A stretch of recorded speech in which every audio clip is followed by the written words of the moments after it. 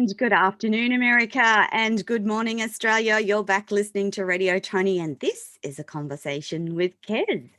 Listening live online, we have the wonderful Payo in the Philippines ready to respond to your comments and questions with website links and information.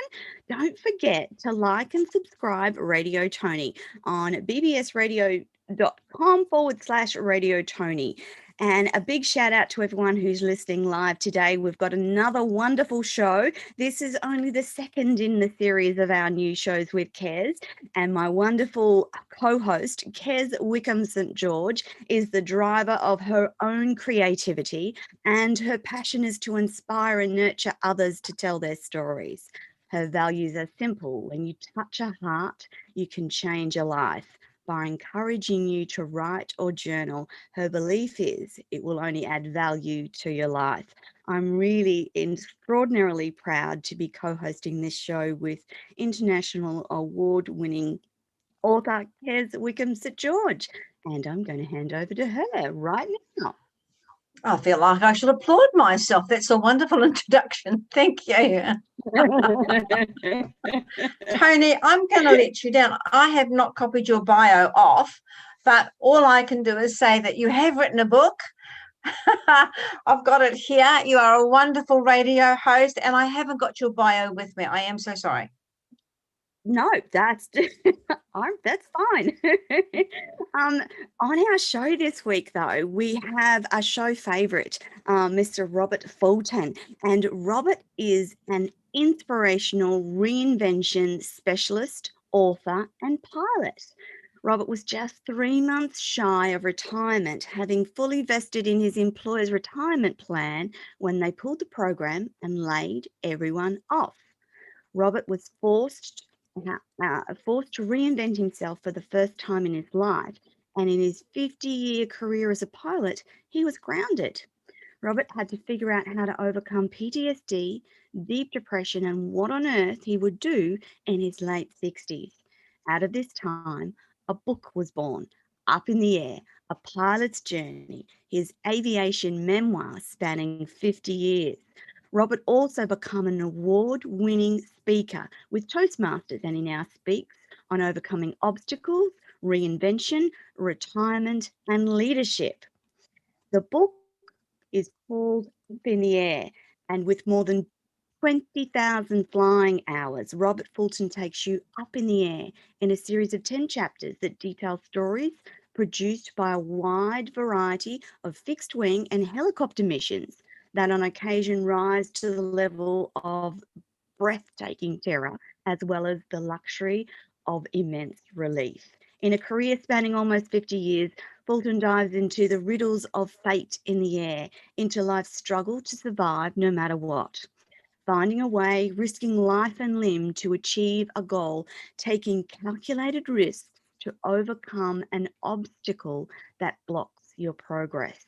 Lessons are applicable to life and living and are paralleled by the author through the lessons in flight, where the elements and fate's cruelest outcomes are presented as experiences to learn from.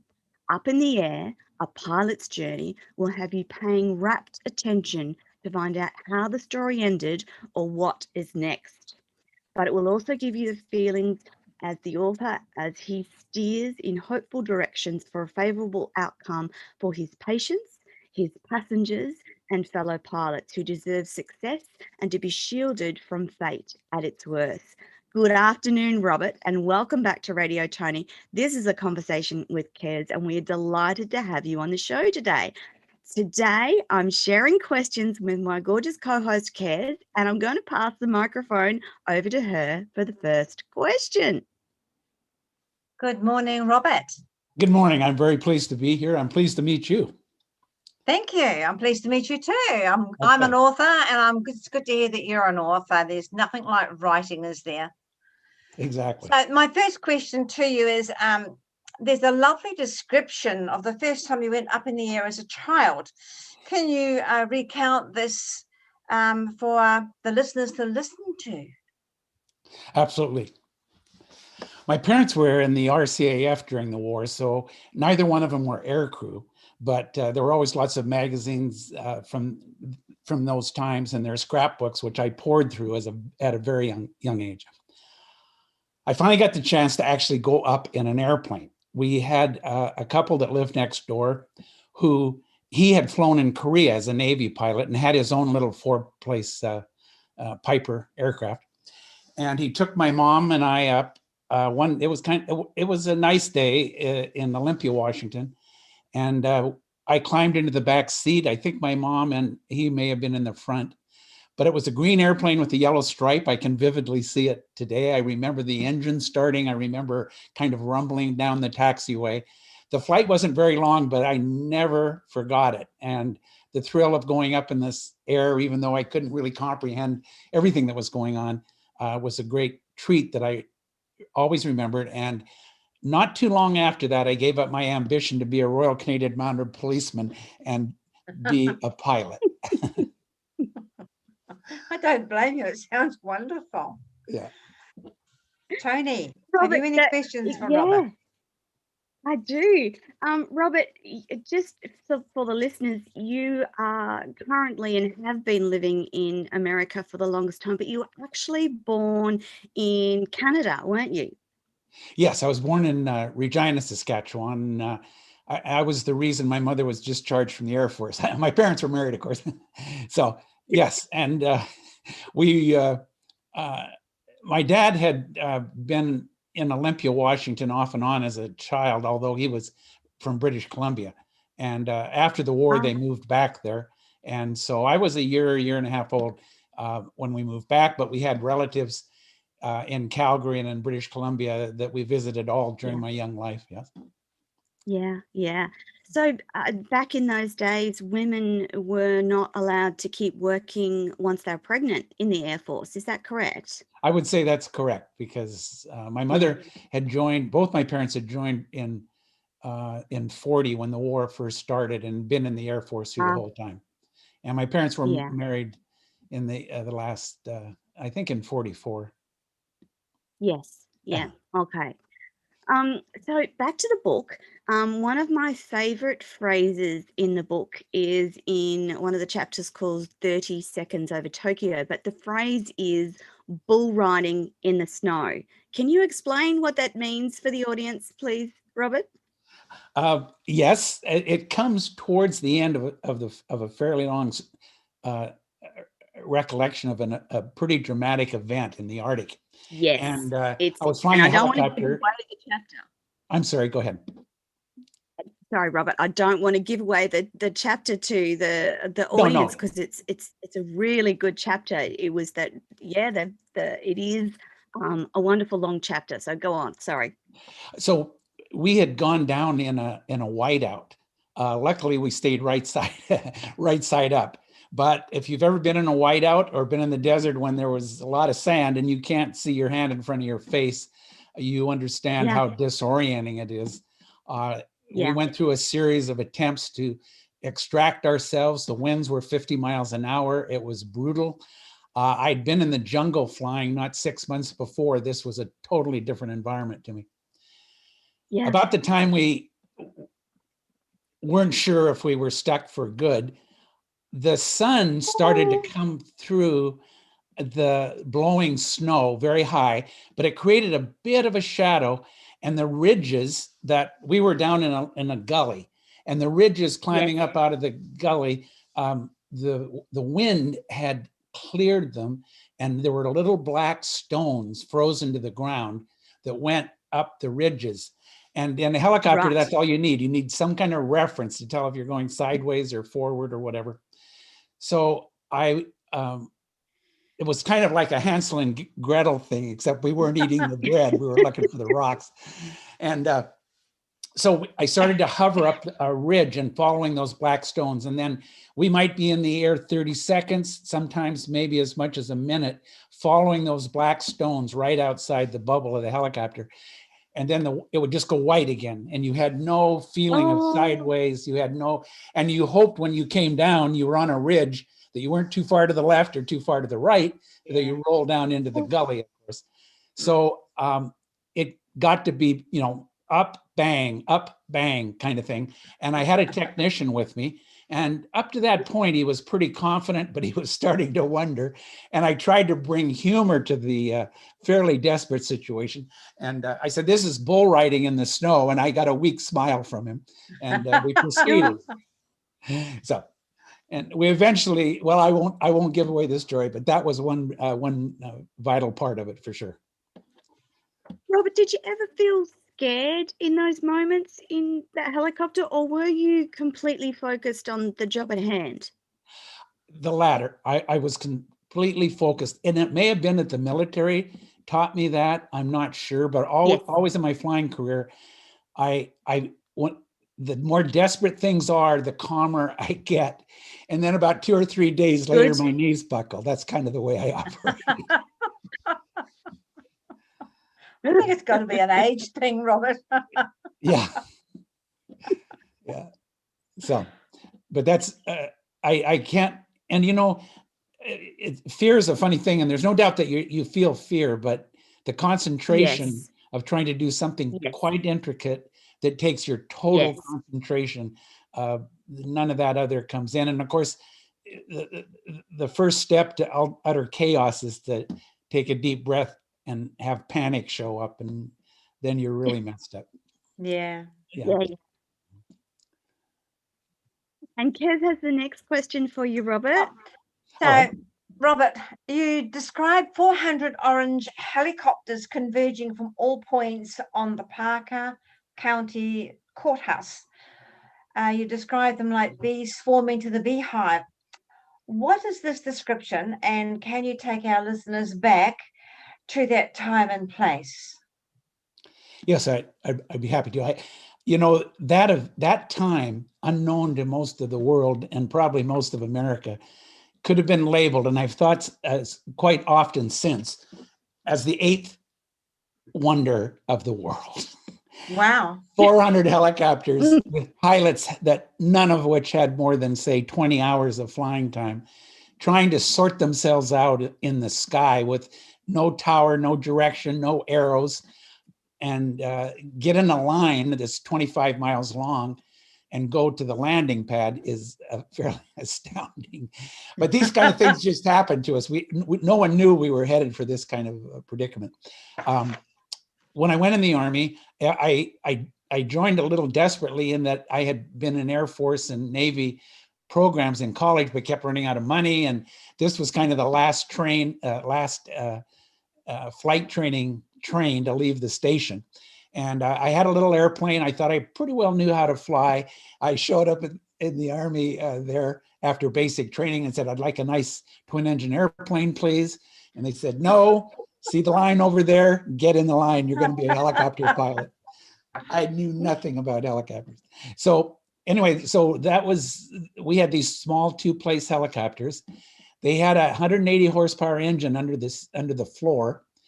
And they had like a series, I will say somewhere around 8 to 10 fan belts like you see in your car engine compartment, driving the rotor from a shaft on the engine. And you had a little brake like a Volkswagen brake that you pulled up and increased the tension on those Goodness me. belts. So the more you got the tension, the faster the rotor went around until you finally, locked it in. So, but anyway, they would teach us to hover, and now it's all different. But then they're like, okay, you're going to fly a helicopter, then you're going to learn the most difficult part of flying a helicopter first. And instead of like getting in the helicopter and kind of wobbling into the sky and getting used to it, they put us in the helicopter and they gave you the pedals, which operate the tail rotor. They gave you the stick, which makes you go left, right, backwards, etc. Then they gave you a collective, which is kind of a lever. And on the end of that lever is a throttle. So you're doing the throttle, the stick up and down, the stick that you're holding on to, and the pedals on the floor. And you were supposed to stay over one spot. And it was frantic, terrifying. I have no idea how brave these instructors could be to try to Wow. teach us to hover. But after about 4 hours, I got cleared to hover. Even though I think I was doing extreme movements, I was staying over the same place. And later I started to relax. So anyway, then they would put, after we learned to hover, so maybe another 3 or 4 hours, then I would get in the helicopter, and the other student would get in the helicopter, and off we would go to try to figure out how to fly the helicopter in an operational kind of way. Yeah. It was great instruction. Don't get me wrong. We had great instruction, but it was ferocious. And the Army was graduating 600 pilots a month to pour into the Vietnam machine. And that was after 9 months of training. So there were sometimes as many as 500 helicopters in the air at night in the wind. No. So, yeah, it was all this was going on. I don't know how many people are aware of it besides the people that were actually suffering through it. So wow, that's amazing. There were crashes, weren't there, Robert? Yes, there unfortunately that many helicopters, and a helicopter being kind of a large assembly of moving parts, all of which need to be present for duty. You would hear people making an emergency call going down out of gas at night. Sometimes, unfortunately, the Vietnamese students that were there would try their best to make their emergency announcement in English and then break into their own language. Sadly, we had probably 2 or 3 mid-air crashes a month.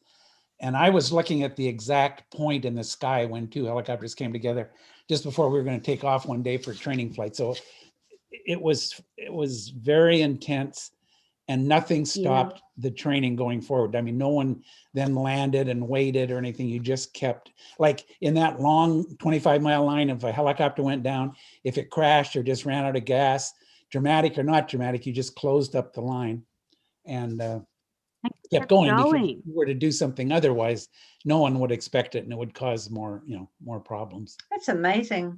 Yeah. It's the things that we don't know. Yeah, exactly. Yeah. Yeah, there's a certain amount of blissful ignorance involved in this, as each layer was given to us. Yeah.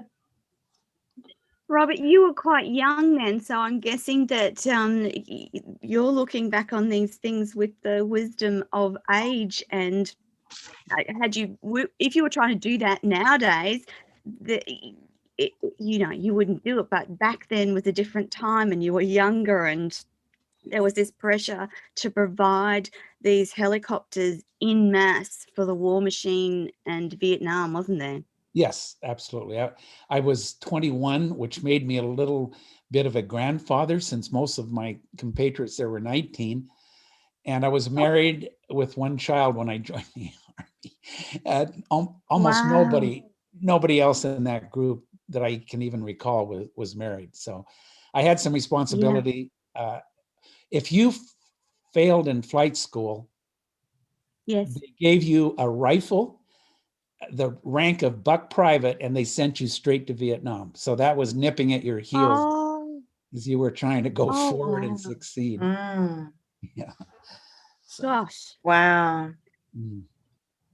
Robert, one of the chapters in Up and in the Air focuses on fate, and the analogy you use is around fortune cookies. And so I wanted to talk about fate today, and how you saw fate back then and how you see fate now. How has it changed? Well, that's a good question, Toni. I thought about that since we talked before. Yeah. Fate then was a kind of a terrifying mystery, because the things that happened to people you would never expect they should happen to was, I wouldn't say earth-shattering, maybe too much, but it was very mysterious. You tried to understand what brought them to those certain circumstances. There's a portion in the book, one of my chapters, the whole book, there's only 1 chapter on Vietnam, but there was an incident in that chapter. I'll just touch on it a little bit because it's still very difficult. But a very good pilot who was Italian. And in fact, he had been married just before he came to Vietnam, I think, actually, thinking back now. But anyway, skilled. He was the first pilot I flew with when I came to Vietnam. Yeah. And this one day we were called on a mission. There were people, there were enemies shooting, taking pot shots is what we were told, at a high flying helicopter. So all the helicopters were gone, and I was on, without getting into it anyway, I was one of the last ones. Yes. We flew in pairs, and I didn't have a pilot for the other helicopter. They didn't have a full crew for the other helicopter. Yes. So this Doug had his bags packed. He was in his dress uniform, waiting against the Jeep to get in the Jeep and drive away to Benoit, where he would get on a plane and go home. He'd been there 365 days. Absolutely. So we were short a pilot, not in my ship, but in my wing ship. Yep. Yes. So they walked up to him and told him, get the flight suit on. Just going to take this easy mission. You're not going to be gone long. You'll be back. You can get your flight. It's tomorrow. Don't worry about it. Well, Doug was the kind of guy who was like, yes, sir, no problem. I think he was aggravated that he had to change back into his flight suit, but he was certainly willing. He got in the helicopter with Brault, they were good friends. And so there was some time involved there. So I left. And when I got up there, I was the first one to arrive on the scene and waiting for them, because it was just like a nothing mission to us, the way it was described. So anyway, to shorten it up, I got in a fierce firefight with 2 pieces of heavy machine guns and used all my rockets up about the time they came. And yes, they were very dramatically and horribly shot down. Robert. Attacking the same place. And the thing is, I mean, why did Doug? Yeah. It could have been somebody else, but that was a thing of fate. Like, it's just what was combining out there to make that happen at that particular moment. Yes. And if the Jeep would have driven away 10 minutes sooner, or this or that, Yes. Later, now looking back at fate, I realize it's a piece of the puzzle of flight, of life, certainly, because there are so many moving parts in life and so many things we don't understand, and we have no idea how they're gathering to either be in our favor or be against us. So yeah, I hope that I agree with that one. Wasn't too long-winded, but no, Robert, thank you. Thank you for again being able to talk to us about some of the difficulties that you experienced in Vietnam, and to have and be surrounded by such turns of fate that were so negative and that still impact obviously on you today. We're really, Kez and I are very appreciative of your vulnerability in talking about that. I think Kez has another question for you. I do. This is one of my favorites. I do. So I've got a question for you, Robert. It's called, what are snakes and what are their significance in Vietnam? Well, the chapter on Vietnam is called Snakes and Rockets. And I know that's a bit of a, who could figure that out, but the helicopter I was flying was very advanced for its time, was a new design, and it was called a Cobra by the Army. Oh, right. The slang in Vietnam was to call it a snake. We were snake drivers. Yeah. Yep. Snake drivers. I know we've got. Go ahead. I know we've got snakes here in Australia, which I'm terrified of, and I thought it's got nothing to do with that. Believe me, there were snakes and snake stories in Vietnam, but that particular reference is to the helicopter. Okay. Yeah. Toni. Robert, those snakes were pretty fast helicopters, weren't they? They were relatively. My airplane friend, fixed wing friends may snicker, but the troop carrying helicopters went about 100, 105 maybe. The Cobra could go like 210 miles an hour in a dive and about 150 Wow. and cruise. So yes, we were considered super fast compared to other Yes. helicopters, so yeah. But it was only 3 feet wide, and then it had wings to hang your rocket Really? stuff on, and it's 50 feet long. So it was very narrow. Were they light, Robert? Were those Cobra helicopters, were they light in comparison to the other ones? Was Uh, that their intent, that they could fly fast and maneuver in combat? yes, they weren't lighter necessarily, but they carried a lot of armament. They had a different rotor system that was high Ah, performance, and we could maneuver much more dramatically than a normal helicopter. okay. Yeah, yeah. Did Yeah, that it's make them different today. safer, Robert? The I'm the sorry. fact that they could did that make them a little bit safer, the fact that they were, like, narrower and could maneuver so well in combat? Well, it's kind of yes and a no, because yes, you were only 3 feet wide, so you presented a much narrower target. All Yes. right. And the troop helicopters were used as gunships by hanging different weapons on them. They were 8 feet wide, and they only went 60 miles an hour at the top of their dive. And so you had a very hostile environment that you Yeah, were constantly flying in. But on the other hand, they were fast, nimble, and we had yeah. other Yeah. things that made them ferocious. Yes. Yeah. Were Mm. were the snakes something that you enjoyed flying, Robert? Yes, I did. Yeah. I was able to go to when when everybody went to Vietnam. I got to go to Cobra School for about, I think it was a month in Savannah, Yes. Georgia, and then I went to Vietnam. But yes, I was thrilled to be able to be chosen for to fly a Cobra, and Mm. I think back about it often. Mhm. Yeah. A Just month is yeah. a month is not long to train in a No. specialized aircraft, is it? Well, Really? the one thing they told us in the Cobra School was you'll never fly at night because it's not designed to fly at night. And that, of course, like the Army, doesn't always tell the truth. I think we know that. So I wouldn't say half, but a good 30% of my flying was in the darkest night you can ever imagine in your life. Wow. Yeah. Which leads Well, us to the next question, Robert, is night flying. What's the difference from night? Obviously, the darkness, but what are the special implications of flying at night?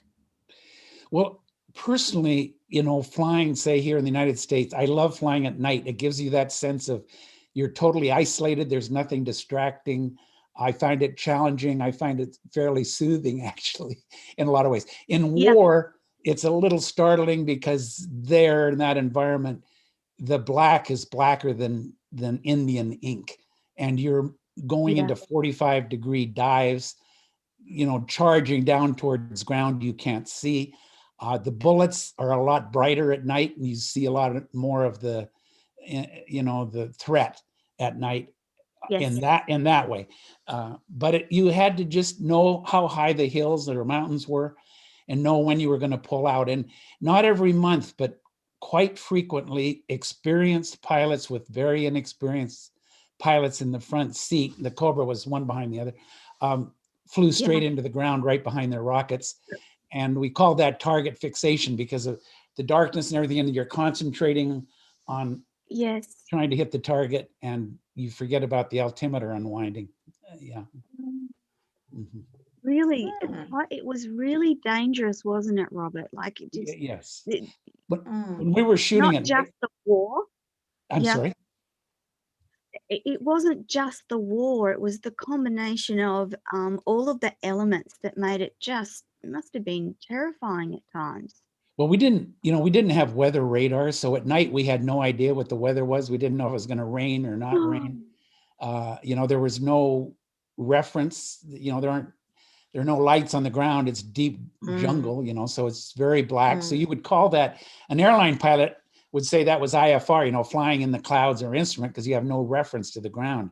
But for Yeah, us, we weren't super trained in that environment, but we were in it. But you're right, there were lots and lots of elements, including not being able to see the weather. In fact, there's one short story in my book about having to fly through a severe thunderstorm.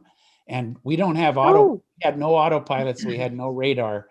And so every mission was a, put it together the best you can, and you never considered not accomplishing the mission. You tried to figure out how to get it done, I'm not saying that in heroic terms. Everybody was conscientious, because if you fail, scary enough driving through a thunderstorm, let alone flying through one. Yeah, exactly. It was like it was like diving into a lake in a submarine. Believe me, I couldn't believe the engine kept running in that kind of water.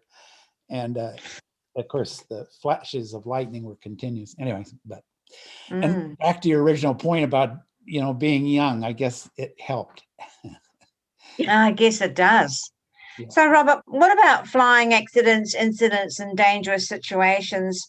You've had many of those across your career. Can you tell your audience about one of those and how you got back in the helicopter or plane?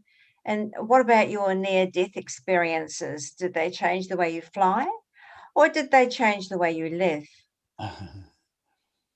Well, that's a good question. I know. I tell you, you never considered quitting over it, but you did try to be more proficient.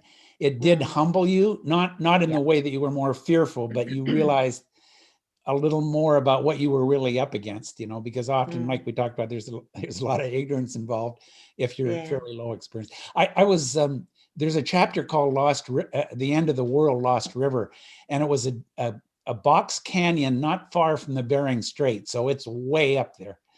And flying into in Alaska, Robert? Yes, I'm sorry, in Alaska.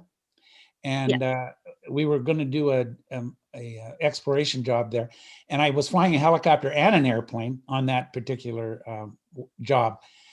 At the end of the job, we had an Eskimo cook who was a delightful young, short, small Eskimo. Great cook, much better than our boss who tried to save money by cooking. Anyway, we told him he should be looking at the rocks and not cooking. So we did get a better cook. But he claimed that he'd been in 35 snowmobile accidents. And his right leg was like a 2x4. But he got around very well, and he had a little puppy. So anyway, at the end of all of this, I took the airplane, and we gave him all the extra canned food and different things from the camp to take back to his village. I was going to fly him there with all these canned goods. So I loaded the airplane, took the back seats out and loaded it full of cans and stuff. And when you're kind of a bush pilot, you're not weighing it on a scale and checking your computer and doing all of that. You're kind of, this weighs about this weighs about that. Yeah. So then when I went to put him in, his leg was in the way all the time, and I couldn't get in the front seat. So I finally had to push the seat all the way back so I could get his leg in. And so I had to reload the helicopter further back. And not good. No, not helicopter. The airplane. It was a Cessna 185. I had to load it back. So we're going down this gravel runway, and all of a sudden the airplane leaps into the air before I'm even ready. And I have the stick all the way forward, and we're still climbing steeper and steeper. And it's like we're going to stall any second. Sure. I'm sorry. And I pulled the throttle off, and that let the nose come down a little bit, but I still had to stick all the way forward. And of course, what I had done had loaded the teeter-totter a little too heavy at the other side. So I had run out of flight controls. So I was flying, trying to hold the throttle to keep the nose down, but the stick was up against the panel as far as it could go. So my arms were locked. So it was too late to land. So I tried to turn and come back, which I did. And we made a swooping dive at the runway, hoping I could land. We were going way too fast. And everybody then thought we were doing an air show. So they were waving, yay, the cook was waving. And his little dog leaped off of his lap and started running around the airplane. He got in a panic before everybody else. And so I pulled up, and my arms were shaking, and I'm like, I got to get back on the ground. And I made a steep turn and came in Thank God I landed. I taxied the airplane over, shut it off, got the net, the big net for the helicopter, put all the cans in the net, put him easily in the helicopter with his stiff leg, and hung that load, under the helicopter, a big load, Yes. and went to the village. It took us longer, but we got there.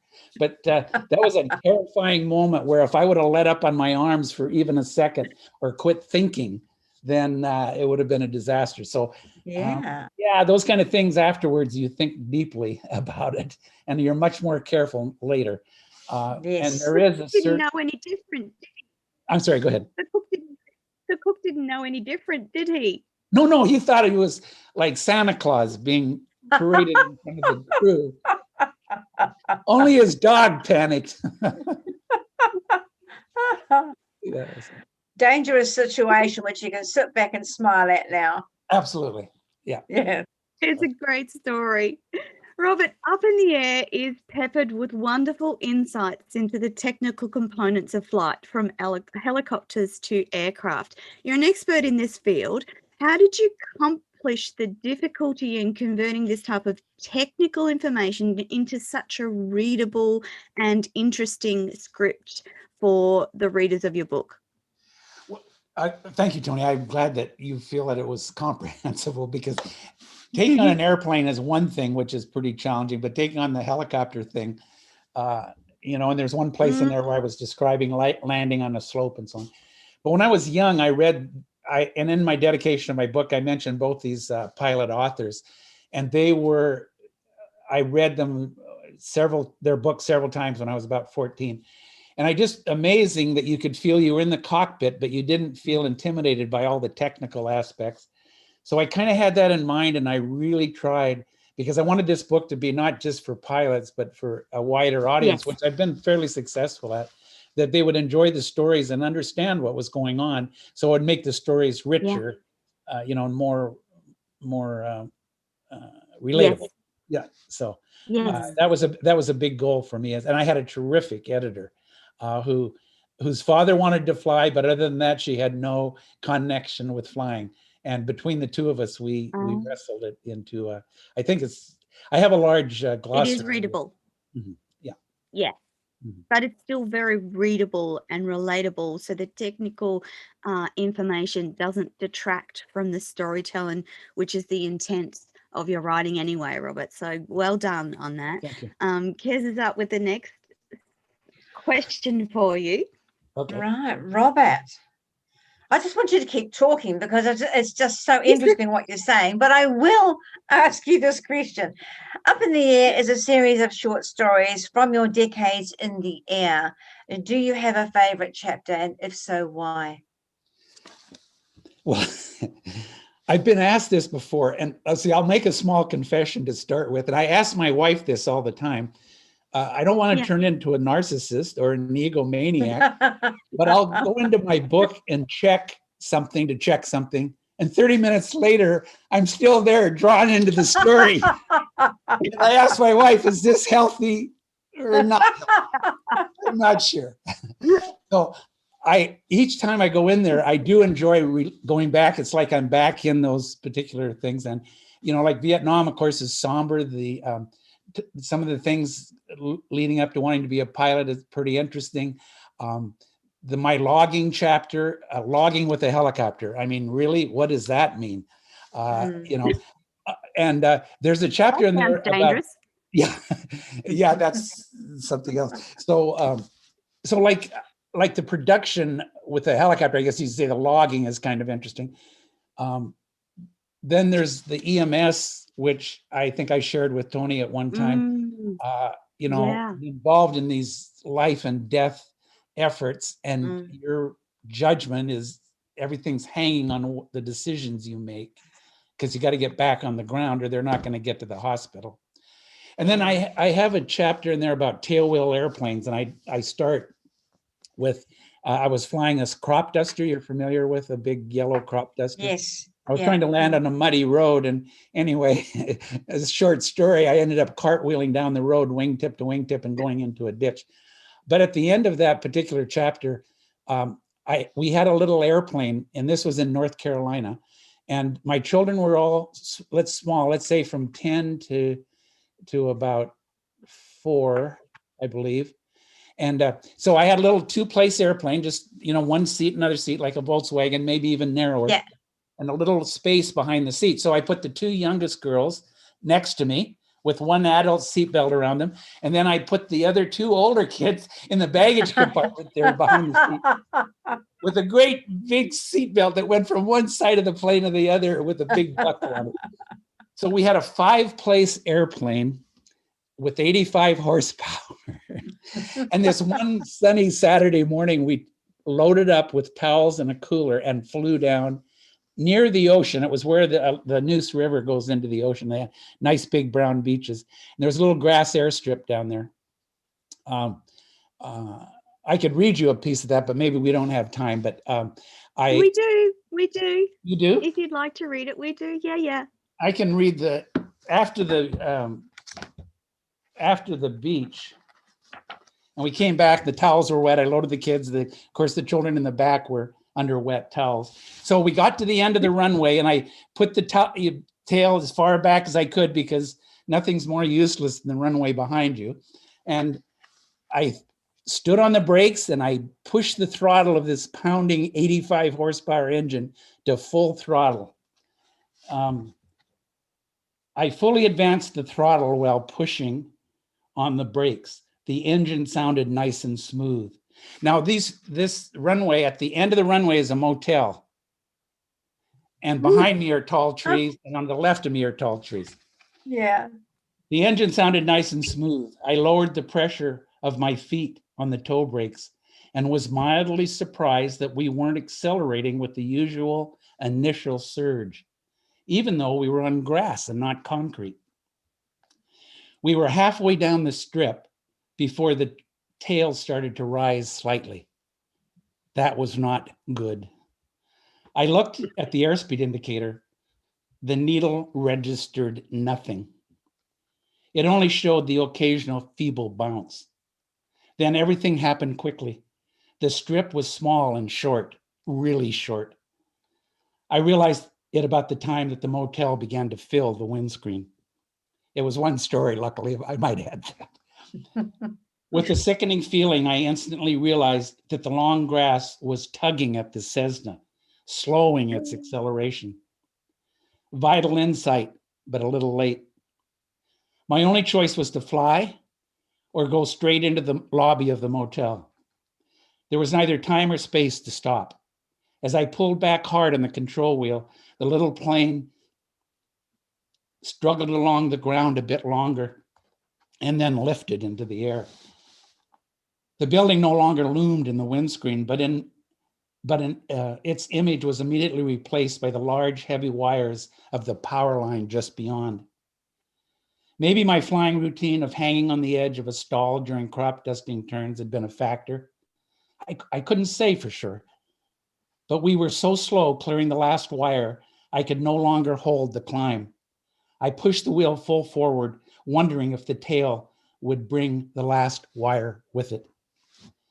This was the fly as you go proposition. Not only was I not scanning the flight instruments, but I also didn't give a damn. Getting over the wires was all that mattered. As they say, everything was open but the toolbox, and the only thing on the airspeed indicator was the manufacturer's name. Wow. I pointed the nose down towards the broad expanse of river and prayed for the best. With the nose down, we finally began to accelerate. It had been too long without any recognizable airspeed, so I welcomed the rising noise of air pushing against the fuselage. We weren't very high when we cleared the power lines, but because the ground sloped down some distance to the river, we had enough room to dive. I held the nose down as long as I dared, but like spraying soybeans, I was only a few feet above the water when I pulled the wheel back and soared across the river's calm surface in the direction of home. The 2 oldest in the back were quiet. They never said a word. And I wondered what the takeoff must have felt like when you're stuck in the shadows behind a seat draped in wet towels. Curious that on certain occasions in aviation, a miracle occurs. Not for Yes. everyone, and not just for those who seem to deserve it, and certainly not each time. Since airspace is shared with angels, you tend to think of them first. But gremlins and other questionable creatures have also been blamed or credited for either hindering or helping the struggling aviator trying to save his bird. It wasn't by chance that the old song "Coming In on a Wing on a Prayer" was one of the most popular Army Air Force tunes in World War II.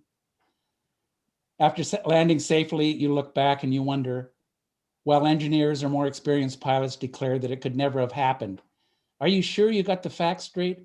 they'd ask boldly. "The plane couldn't possibly have stayed in the air." I humbly believe, my foolishness and ignorance as a 120 pilot aside, and without doubt, a gentle giant of the sky, inspired by God or angels, tenderly lifted our small plane because of its precious cargo up Oh, and over Robert. the high wires and gave us back our airspeed. It was so many years ago, but I still. Yeah. Robert, thank you for reading that for our listeners and audience today. What a precious insight into some of your stories in flight. Now, I want to we're getting towards the end of this amazing interview at the moment, and I just want to mention a couple of things. Number one, you've got lots of women buying your book, and they're buying it for their husbands, partners, sons, etc. Has that been surprising for you? Well, yes, I was hopeful it'd have a broad audience, but they actually, according to the reviews at least, have read the book and then given it, maybe bought it for their husband, but were drawn into it and read it and then urged them to read it. I have quite a number of good reviews on Amazon from ladies. Yeah, That's well, lovely. women do rock. I'm going to read for the audience one of those reviews because it's really lovely, and it gives an explanation of Up in the Air. So it says, "Exciting flying memoir, a collection of autobiographical short stories from the author's experiences as both a helicopter and fixed wing pilot. Robert Fulton's thrilling new memoir kept me turning pages late into the night. Fulton writes gut-wrenching moments that brought me to tears and hair-raising experiences explained in detail. The author's wonderful storytelling puts the reader right in the pilot's seat through Vietnam, Arctic flying, perilous wire-filled cities, and low-visibility night flying. Up in the Air is an excellent read to be enjoyed by pilots and passengers alike." What a wonderful review, Robert. Yes, thank you. It is, and I appreciate that you read it. Thank you. I enjoyed it immensely, and you know from talking to me previously, I have a real love of flight and Right. helicopters, planes, gliders, hot air balloons, etc., etc. So, and from my perspective, it was a wonderful, wonderful read, Robert. I think Kez has another question for you in our last 5 minutes. Okay. Well, really, it's just it's a close-up question, Robert. It's what does the future look like for Robert Fulton? What does it hold for you? I'm thankful that my career kind of crash landed at the end, not literally, but because I had to turn to who I was and what some of the opportunities were lurking there that I had wanted to write. I had other things. I have many, many interests, but I was always, supporting my family or whatever. And I love to fly. And I couldn't imagine not flying. But I'm so thankful that stopped and that I was able to bring about this book. And I really, really wanted to make it a quality product. And so I learned a great deal, and I was very fortunate to get a good editor.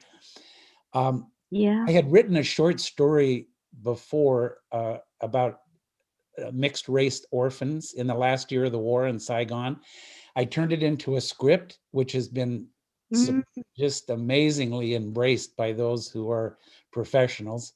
about its possibilities, and we're proceeding with that. But now I'm going to write that back into a fiction story.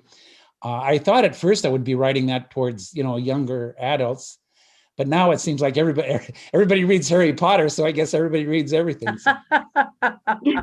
That's true. That's true. So anyway, I'm looking forward to it, and it's not that the electronics and the computers and social media is important. There's a certain thing I enjoy, but what I like to do is write. That's what I want to do, and I try to keep 2 or 3 hours, or sometimes 4 hours a day, and just protect it no matter what, so I can write. That's So excellent, Robert. I have friends with airplanes, but the one friend I have the possibility of flying with, her engine is broken right now. So I don't know if I'll see the sky again, but one person that read the book showed up at my door and asked me if I wanted to go up in his airplane, and he took me for a nice flight down the coast. Oh, nice. Oh, Yeah, that's so that was very nice. Yeah, that was very nice. Yeah. Yeah. So obviously there's more writing on the cards for you, Robert. I know that you've got a wonderful speaking career. Do you have a preference for writing over speaking, or do you like both of them equally? Well, thank you for asking that, Toni. I actually both. I do. I had hoped COVID kind of messed us all up, but I hope to speak to live audiences. I've done some of it, and I find it very rewarding. And plotting a speech and being able to communicate what you're saying very effectively is just as challenging as putting it on the. It is. Even though it's different, It is. Yeah. And the script writing was a whole other way of communicating, because you're only able to put down what you see and hear. You can't do little descriptive things. They don't want that. So no, they don't. Very, very interesting. Yeah. It is. Yeah. Well done, Robert. Well done. Thank you so much. It's a real credit to you to be able to write such a fabulous memoir at the end of your career and share your insights with the world. For those of you listening live on air today, just a reminder that Robert's book is called Up in the Air, A Pilot's Journey, and the links will be available on the live feed right now. Peo will put them up for you, but if you miss the live feed and you happen to be listening while you're driving or watching from somewhere else, the links to connect with Robert, to buy his book, to connect with him on social media are all available on radiotoni.com, where you'll find those links. Again, to buy the book. It's also available on Amazon as well. It's called A Pilot's Journey by Robert Fulton. Robert, thank you very much. We're down to our last 60 seconds of the live show. It's been a wonderful pleasure to talk to you again. Kez, anything else you'd like to say before we round up the show today? I'd like to read the book. Oh, but I did the audio book. I kind of took a deep breath and did that. So the audio book and the ebook are both also available on Amazon. Okay. Yeah. I know where to go now. It's a pleasure to meet you, Casey. And Toni, thanks so very much for including me again. I appreciate it. Lovely to meet you, Robert. It's a wonderful interview to have. And again, both Kez and I are passionate about storytelling. And storytelling from an author's perspective. Thank you for being so open and vulnerable with us again. Just a final reminder, people, jump on and grab a copy of Robert's book. It's called A Pilot's Journey, Up in the Air, available on Amazon in paperback and audiobook and ebook too, isn't it, Robert? Yes, that's correct. Yeah. If you buy the audio version, you'll get to hear Robert's wonderful voice talking about his story.